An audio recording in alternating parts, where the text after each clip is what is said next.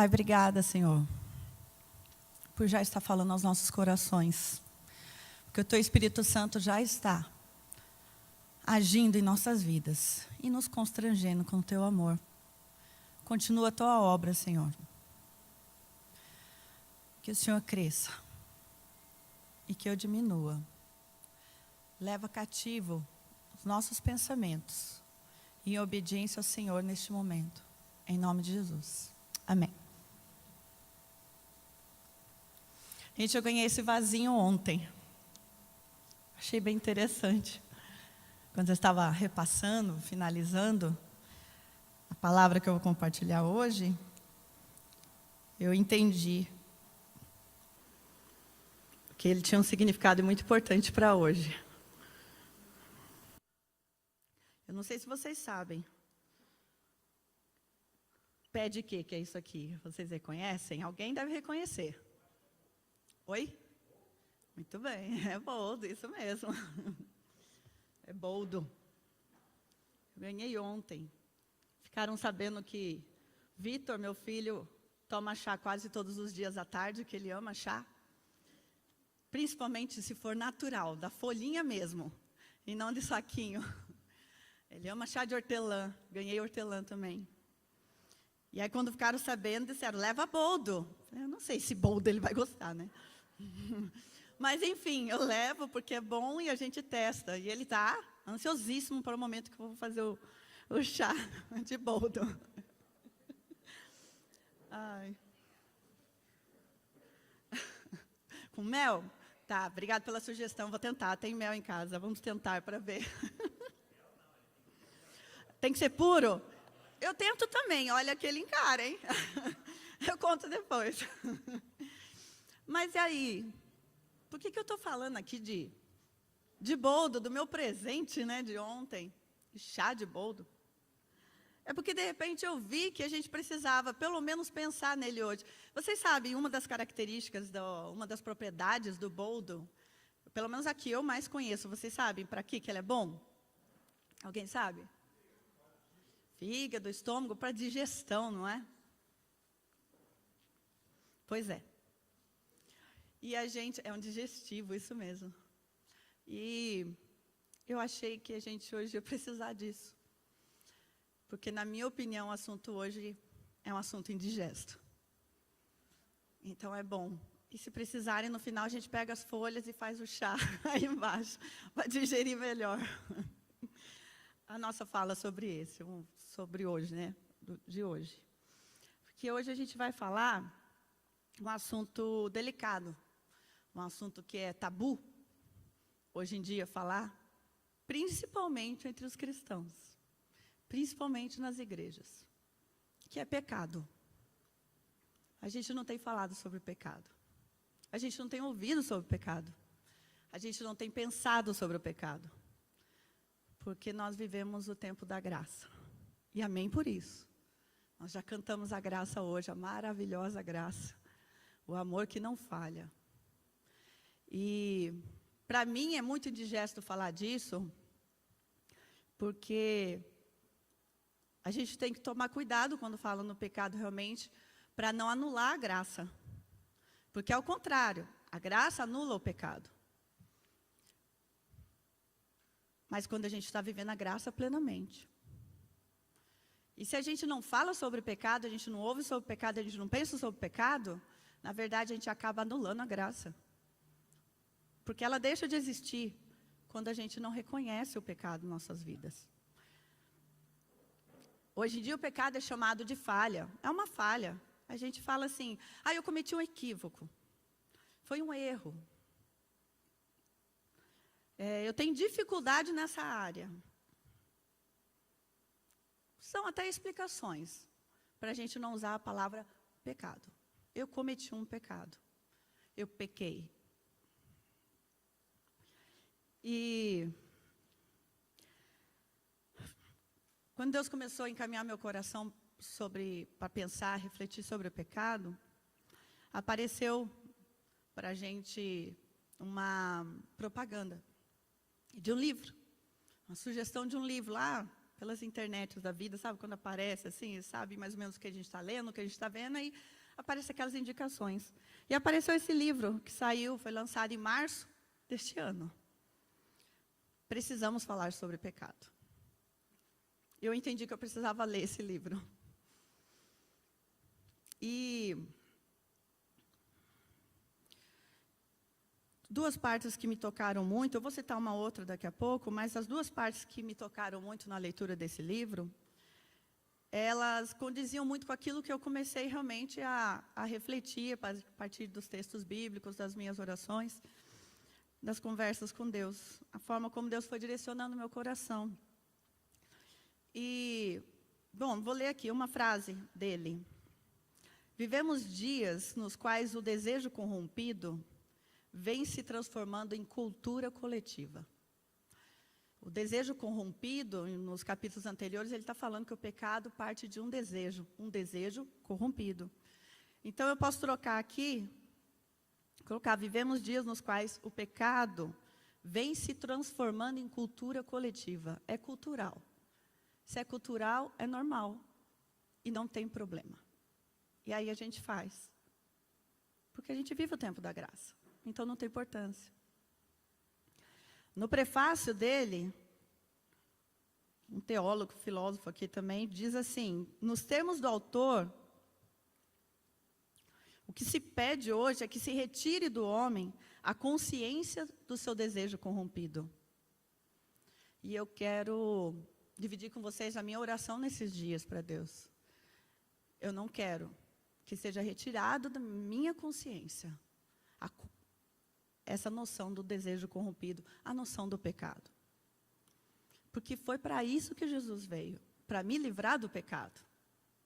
E se eu não reconheço o pecado em mim, eu não preciso mais de Jesus.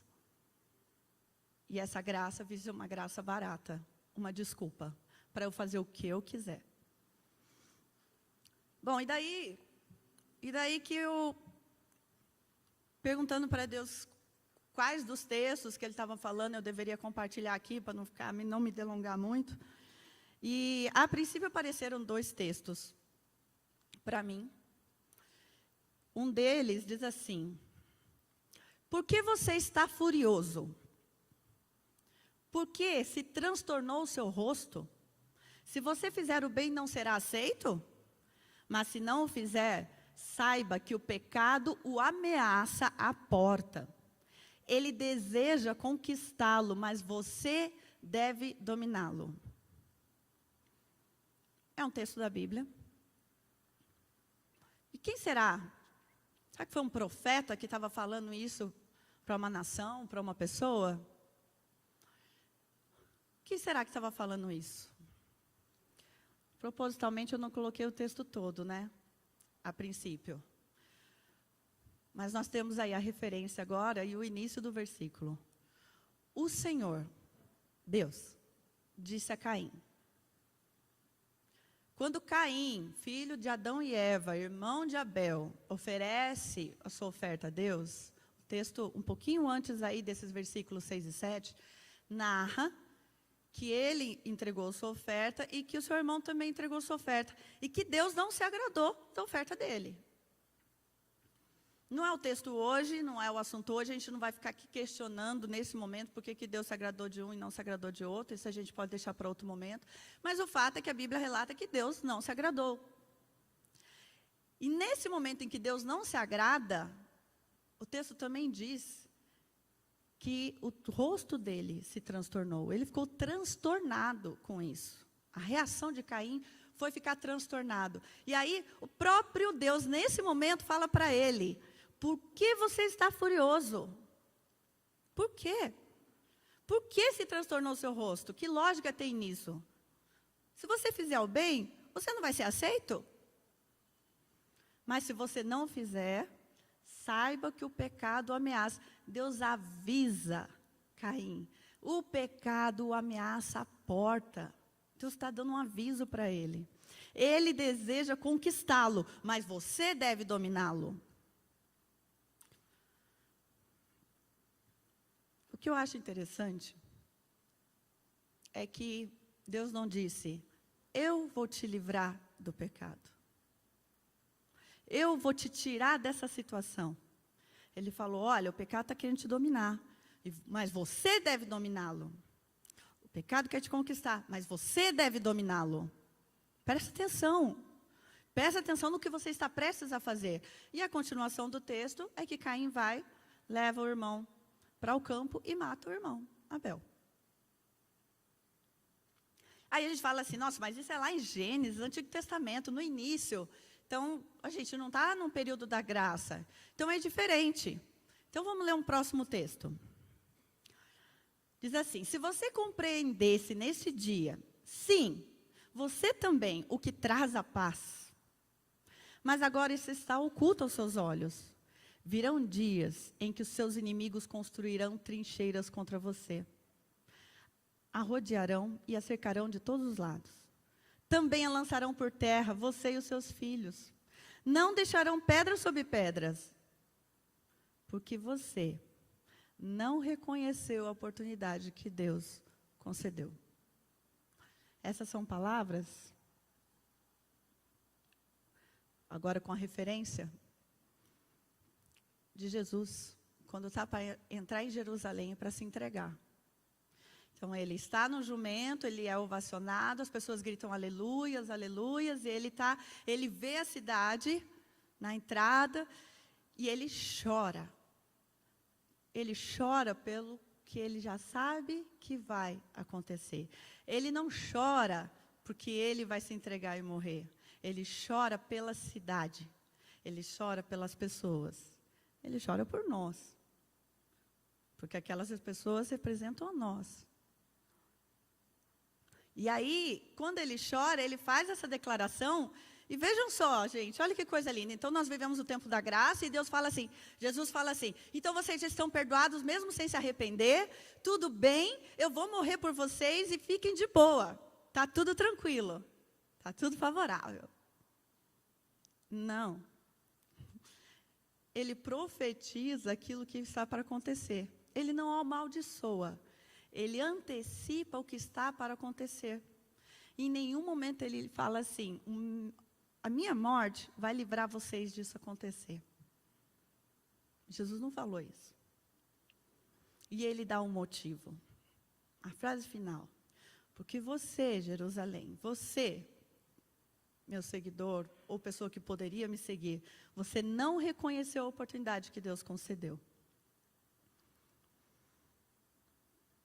Isso me leva a um entendimento, que eu tenho repetido em alguns momentos, ultimamente, de que o nosso relacionamento com Deus, ultimamente, ele tende a ser um relacionamento de magia.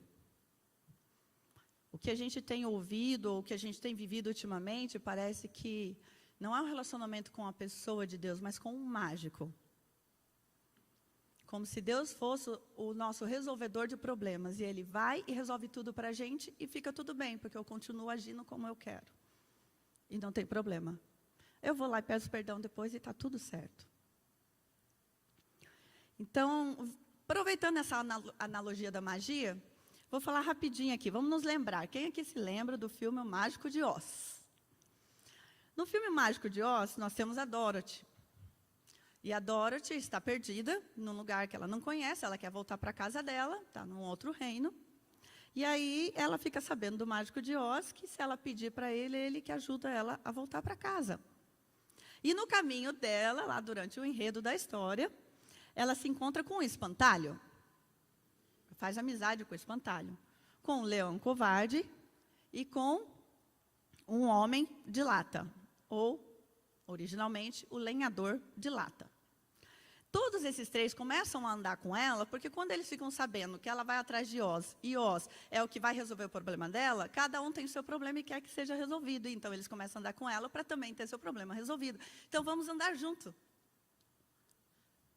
Vamos andar juntos, porque assim, o mesmo que vai resolver o problema seu, ele vai resolver o meu. Então, vamos andar juntos? Vamos encontrar o mágico que resolve os nossos problemas. O espantalho, para quem não se lembra, ele quer ter cérebro. Ele quer ter sabedoria, entendimento, inteligência, conhecimento. O leão era covarde, então o que ele queria? coragem. O homem de lata, o lenhador de lata, ele era de lata. Então, o que ele queria? Ele queria um coração porque ele queria amar. Ele queria ter sentimentos. Então, cada um, a Dorothy e cada um dos seus amigos tem seus pedidos. E eles são pedidos reais, era uma necessidade deles. E eles vão atrás do mágico de Oz para resolver isso. Uma outra história que me veio à mente foi, não sei quantos já conhecem ou já tiveram a oportunidade de ler, parcialmente ou inteiro. Eu cometi uma vez um engano na minha vida de achar que eu ia conseguir ler As Mil e Uma Noites inteiro. Os 2 volumes. Eu cheguei na metade do primeiro, página 250 por aí. Então, são umas 1000 páginas, nem somei para falar. Mas umas 1000 páginas de histórias. São interessantes, culturalmente falando e tal. E eu lia uma história por noite. Quando eu aguentava 2. Faz tempo isso. E o que é que mais me chamou a atenção e o que é que mais me fez parar de ler esse livro? Que a maioria das histórias, elas falam de um gênio.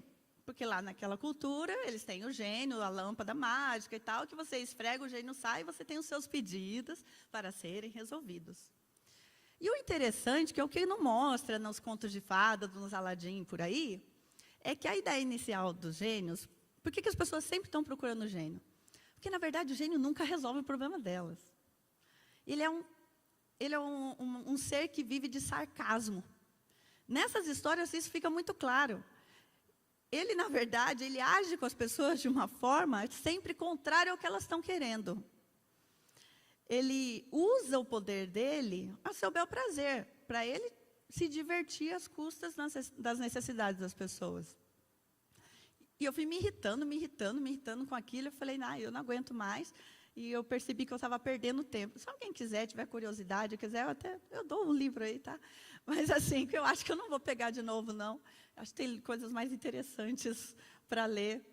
E mesmo que por diversão, tem coisas bem mais edificantes aí para ler, né?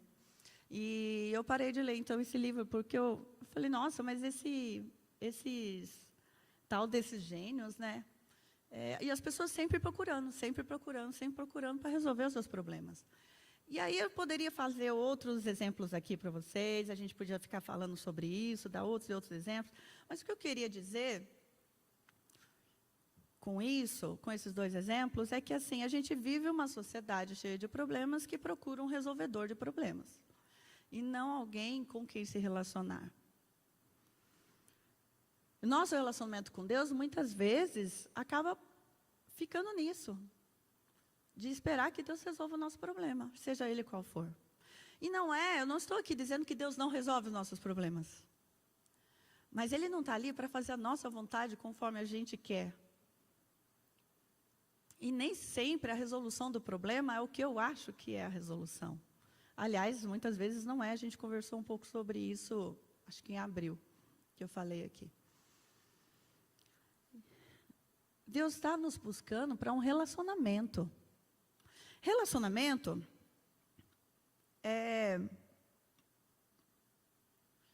a base principal de um relacionamento, qualquer relacionamento, é a conversa, é o diálogo.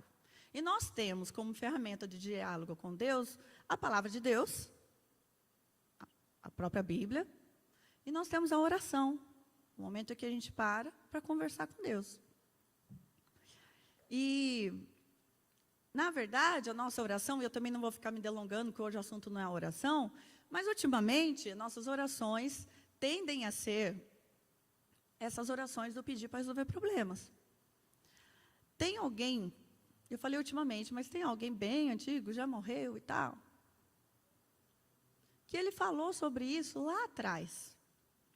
Vamos ver se eu consigo pronunciar. Søren Kierkegaard. Ele diz que a função da oração não é influenciar Deus, mas especialmente mudar a natureza daquele que ora. E, na verdade, quando a gente tem parado para orar, a gente tem parado muitas vezes para isso, para influenciar Deus. Então, olha, Deus, o Senhor não sabe como resolver, então eu vou colocar diante do Senhor o meu problema e dizer assim, olha, se fizer assim, assim, vai dar certo. Quando que não é isso? Que na hora que a gente se coloca diante de Deus e permite que Ele fale conosco também, certo? A gente está com aquelas coisas, aquele turbilhão de pensamentos, aqueles problemas, a gente tem que levar diante de Deus mesmo. Mas depois a gente precisa parar e esperar, confiar e ouvir de Deus. E aí, nessa hora que a gente para e confia e espera de Deus e se abre para o relacionamento de verdade com Deus, aí Deus vai transformando o nosso coração. E, às vezes, até os nossos pedidos passam a mudar, porque a gente começa a ver as coisas de acordo com o foco de Deus.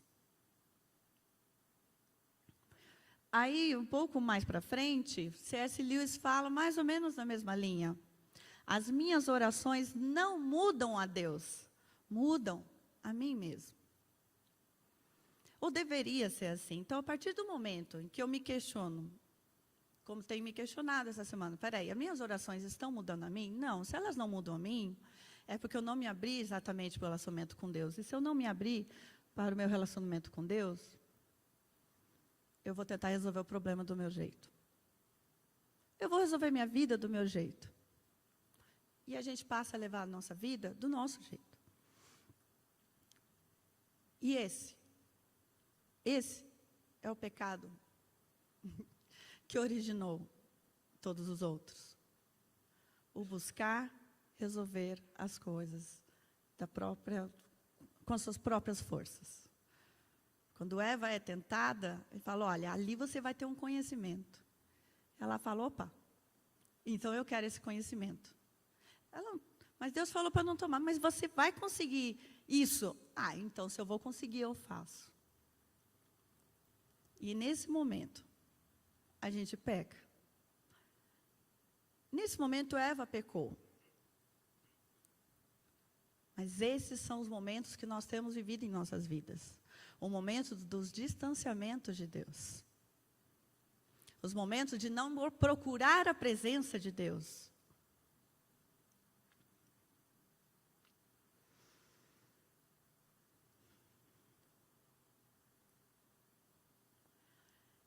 Isso também é uma questão de confiança. Porque se eu acho que eu vou resolver melhor que Deus, eu não confio nele para resolver. Ou para me ajudar a entender como passar por aquela situação sem resolver. Esse mesmo autor do livro, Precisamos Falar sobre o Pecado, Rivanildo, a definição que ele dá no livro de pecado é a seguinte: é a insanidade de confiar na criação em vez de descansar a alma no Criador.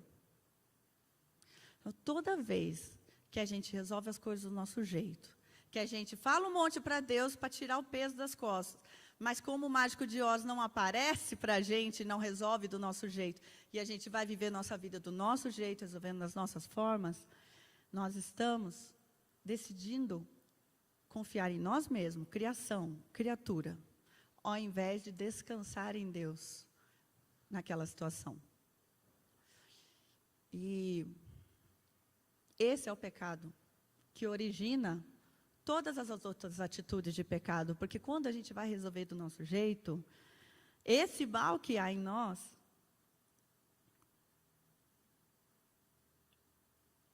ele se transforma em orgulho, em inveja, em ganância, cobiça.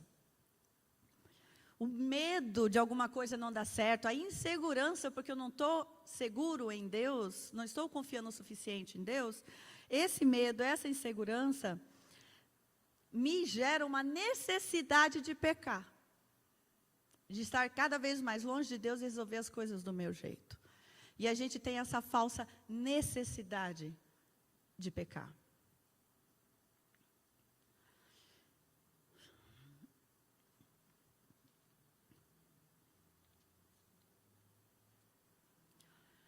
O último texto de hoje, ele é da história de Zaqueu.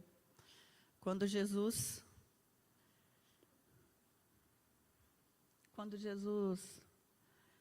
conhece Zaqueu, Zaqueu estava em cima da árvore, um cobrador de impostos, não enxergava Jesus passando, não queria ver Jesus, ele sobe na árvore. E aí, Jesus olha para ele e fala, eu vou lá para sua casa hoje. E Jesus vai para a casa dele, Jesus faz uma refeição com ele, e ele se arrepende dos atos que ele cometeu. E ele diz, olha, eu estou arrependido. Ele pede perdão, ele reconhece os pecados dele. E ele fala, olha, eu vou dividir tudo o que eu tenho, eu vou vender o que eu tenho e dar para os pobres, mas antes disso eu vou pagar todo mundo que eu cobrei dinheiro indevido. E imagina, ele fazia errado, ele usava a função dele para usurpar mais dinheiro das pessoas. Qualquer semelhança com a atualidade, mera coincidência. Então, isso já vinha desde lá.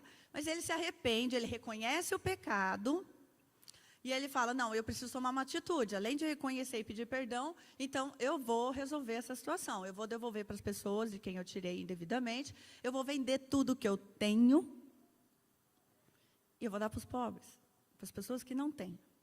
Aí, é lógico, Jesus percebeu que ele estava aquela emoção do primeiro amor, do primeiro momento. Jesus fala, calma, calma, você perdeu a noção, não precisa disso, não é assim. Deus não está pedindo isso de você, meu querido, não precisa disso. Não? Não.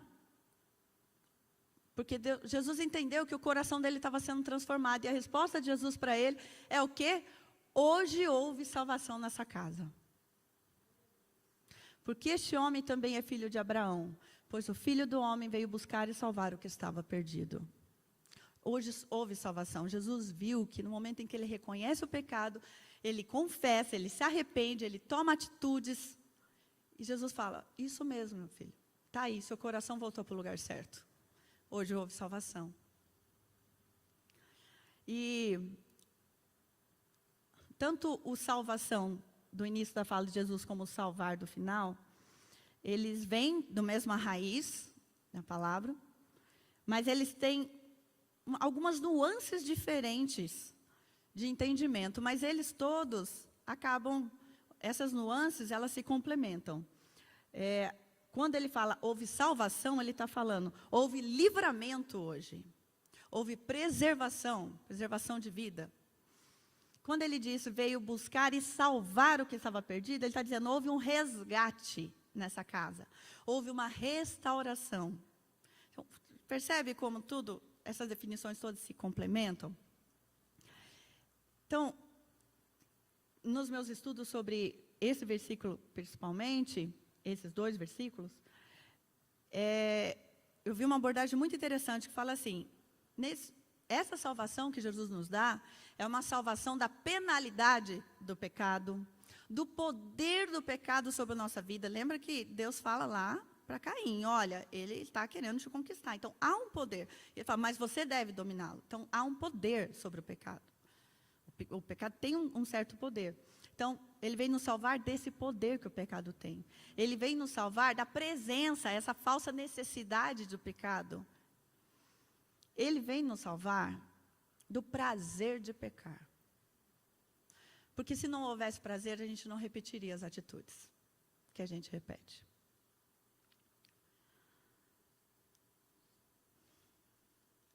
Hoje houve salvação nessa casa. Hoje houve salvação nessa casa.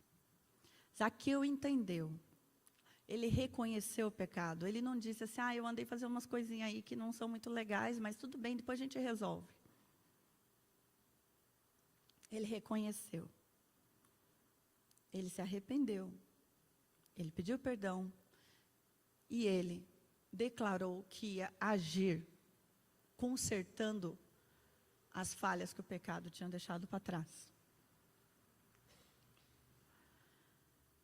Por que ele entendeu isso? Porque a salvação estava dentro da casa dele. Essa mesma salvação que estava dentro da casa de Zaqueu, é a salvação que nós temos vivendo dentro de nós, quando aceitamos a Jesus Cristo como nosso Senhor e Salvador.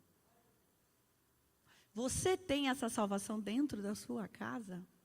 Dentro de você? Então você não tem necessidade de pecar. Eu aceitei a Jesus como Senhor e Salvador da minha vida, não há necessidade nenhuma. Não há prazer que o pecado me dê, que seja maior do que o amor de Deus em minha vida, em sua vida. Tem uma declaração no Salmo que eu gosto muito. O teu amor é melhor do que a vida. Você consegue entender e viver isso? Não é só entender, viver. Senhor, o teu amor é melhor do que a vida. Então, se o teu amor é melhor que a vida, para que eu vou resolver as coisas do meu jeito? Me distanciando do teu amor, que é melhor do que a vida. Eu queria perguntar o seguinte. O Filho do Homem veio buscar e salvar o que estava perdido. O Filho do Homem veio buscar e salvar a mim, hoje. A você, hoje. E todos os dias da nossa vida. Porque se você não tem a salvação de Jesus, saiba que hoje é mais um dia que Jesus te convida a aceitá-lo. Aceitar essa ação na sua vida.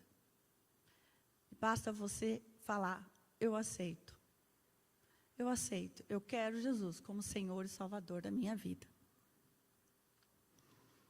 Mas se você, como eu, já tem isso, então a gente precisa aprender a permitir que Jesus nos salve todos os dias de nós mesmos. E dessa pseudo-necessidade que a gente criou de pecar. E de resolver as coisas do nosso jeito. Quais são os pecados aculturados que precisam ser extinguidos da sua vida hoje?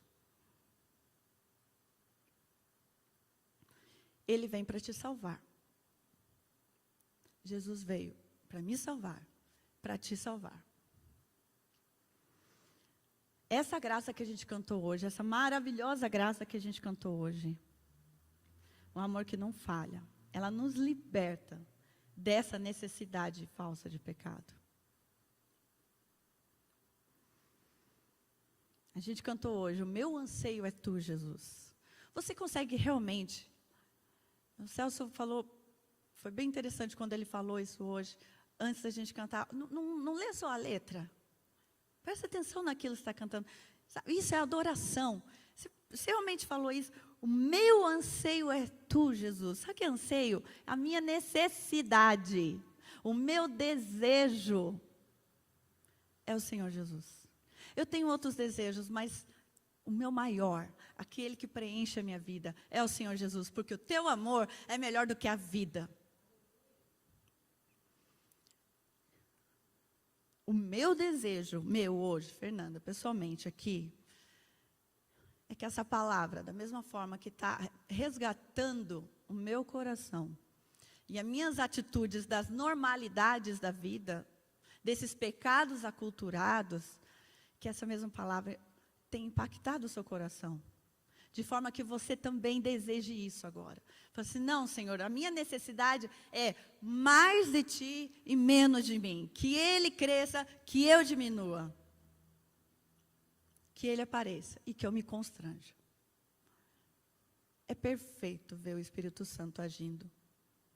Porque Ele colocou todas as músicas,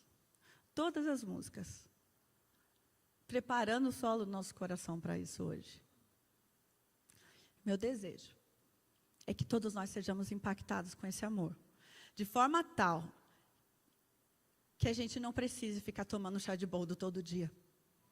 Que a gente olhe para o pecado, reconheça ele e enfrente ele. Fale, eu não quero você na minha vida. Senhor, eu abomino esse pecado da minha vida. É uma fraqueza, eu entrego diante do Senhor, porque o Senhor tem poder para me salvar. Amém?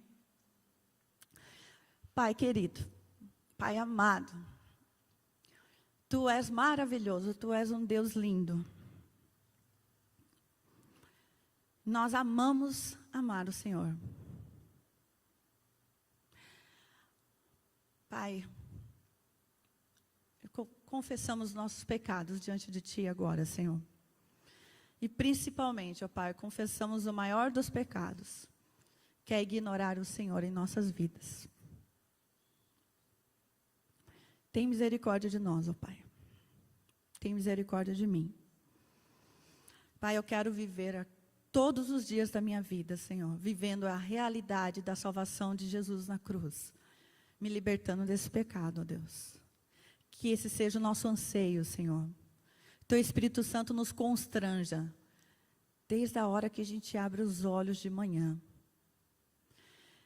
Que a gente se lembre, ao abrir os olhos, da Tua presença em nossas vidas. E que a cada dia, Senhor, a nossa busca seja real e verdadeira pela Tua presença em nós, Senhor. Não porque o Senhor não vive em nós, mas porque, Senhor, nós temos ignorado a Tua presença em nossas vidas. Não permita, Senhor. Eu quero sentir. Eu quero perceber e viver a Tua presença em minha vida, Senhor. Transforma os nossos corações, ó Pai. Eleva as nossas mentes a Ti todos os dias, Senhor. E que a gente possa viver de forma a honrar e glorificar o Teu nome, o sacrifício do Teu Filho na cruz. E viver todos os dias contemplando, Senhor, a majestade do Senhor, a salvação que nós temos e a certeza que os problemas que nós temos, levados até o Teu altar, estão sendo, Senhor, não resolvidos do nosso jeito, mas estão sendo vistos pelo Senhor e que nós estamos sendo cuidados pelo Senhor. E que a gente possa ver o Teu propósito em cada segundo da nossa vida, em cada situação das nossas vidas, Senhor. Que possamos viver os nossos problemas, não buscando do Senhor a resolução mágica, Senhor. Pai, tira de nós esse pensamento mundano, de que o Senhor é o resolvedor de nossos problemas, ó Deus. Tu és muito mais do que isso, Senhor. Tu és a nossa vida, Pai. Tu és o nosso respirar. Nós vivemos para honrar e glorificar o Teu nome. No nome de Jesus. Amém.